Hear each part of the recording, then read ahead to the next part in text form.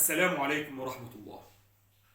أصعب حاجة على الأم لما ولادها يطلعوا جاحدين ناكرين للجميل، ومع ذلك تفضل الأم تحب ولادها وتيجي على نفسها كتير علشان خاطر ولادها.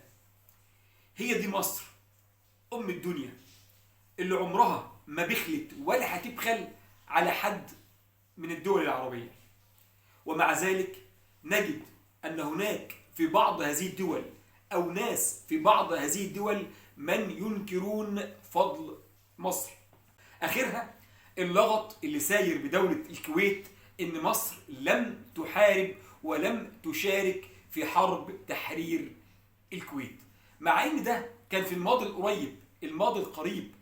أمال لما الماضي يبعد شوية هنعمل إيه؟ بصراحة ما ينكرش فضل مصر على الدول العربية كلها إلا جاحد وناكر للجميل، من أول المعلم اللي علم والدكتور اللي عالج والمهندس اللي بنى لحد العامل البسيط. ومع ذلك نجد في هذه الدول بفضل الله ناس أصيلة عارفة مصر عملت إيه وبتعمل إيه. أحد الضباط القدامى في دولة الكويت اللي أنا بوجه له من هذه المنصة ومن هذه القناة التحية والتقدير تحدث عن دور مصر وجيش مصر ورئيس مصر في حرب تحرير الكويت.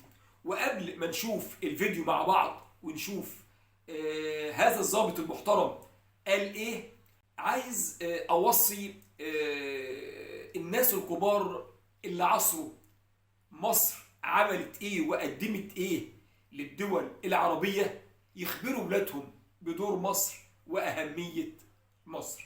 نشوف الفيديو مع بعض. يكفي مصر أن حسني مبارك خالف نظام الجامعة العربية، لفهم حسني مبارك علشان يمشي القرار اللي تستفيد منه الكويت ودول مجلس التعاون أمام مجلس الأمن. طبعا صار لغط أن مصر لم تشارك في حرب تحرير الكويت، يعني وأنت كنت عسكري ومشارك في تحرير الكويت، هل مصر شاركت في تحرير الكويت؟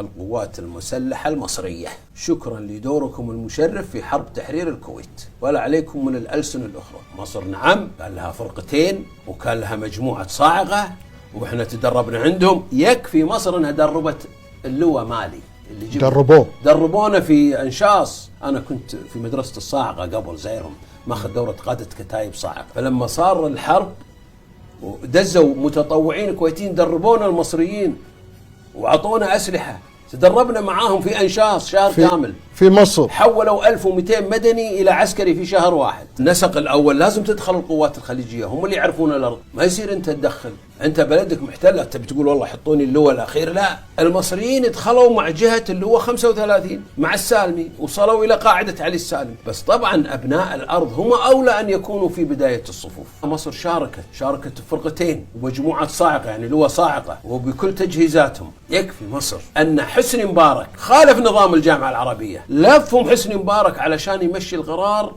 اللي تستفيد منه الكويت ودول مجلس التعاون أمام مجلس الأمن.